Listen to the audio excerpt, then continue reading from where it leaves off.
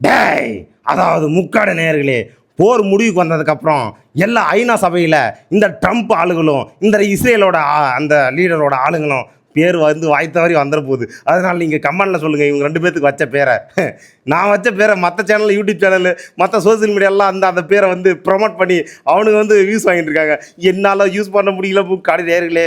யூடியூப்பில் ஒரு ஸ்ட்ரைக்கு தந்துட்டாங்க, ஃபேஸ்புக்கில் ஒரு ஸ்ட்ரைக் வந்துருச்சு முக்காடு நேயர்களே. அதனால தான் யூஸ் பண்ணல.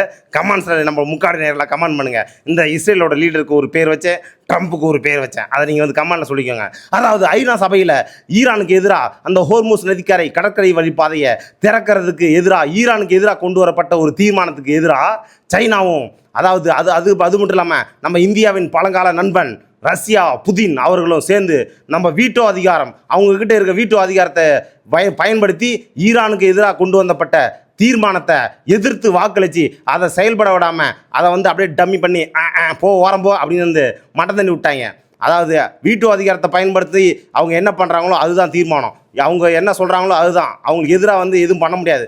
அப்படிங்கிறப்ப சைனாவும் ரஷ்யா புதினும் ஈரானுக்கு சப்போர்ட்டாக இந்த ஒரு தீர்மானத்தை கொண்டு வந்திருக்காங்க. இதில் இந்தியா என்னடா பண்ணுச்சு அப்படின்னு பார்த்தா ஓட்டே போடலை. நான் நடுநிலைவாதி, நான் ஈரானுக்கு சப்போர்ட்டு, நான் ட்ரம்ப்புக்கு சப்போர்ட்டு அப்படின்னு நம்ம மோடிஜி வந்து அங்கே வந்து ஒரு நிலைப்பாடை எடுத்திருக்காரு. இதிலேருந்து ஏன்டா அப்படின்னு பார்த்தா நான் வந்து மோடிஜி அவரில் போய் யாராவது கடிச்சு குதறிருக்காதீங்க கமெண்ட் பாக்ஸில் வந்து. அதாவது நீங்கள் நினச்சி பாருங்கள், இஸ்ரேலோ ட்ரம்ப்போ அமெரிக்காலேயோ இஸ்ரேல்லையோ இப்போ லெபனான் நாட்டில் எல்லா இடத்துலையும் டும்முன்னு குண்டு விழுந்துட்டு இருக்கு.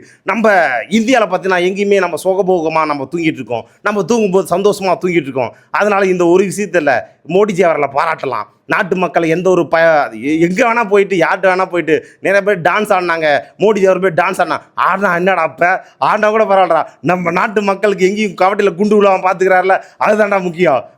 நான் ட்ரம்ப் மோடிஜி அவரோட அரசியலுக்கு எதிரானவன் தான். மத அரசியலை உள்ள புகுத்துன்னு வந்தா இந்த முக்காடு சைக்கோ ஆகி எதிர்ப்பான் பிஜேபியை. ஆனால் இந்த விஷயத்தில் நான் பாராட்டுறேன், நல்ல விஷயங்களை பாராட்டணும் முக்காடு நேயர்களே.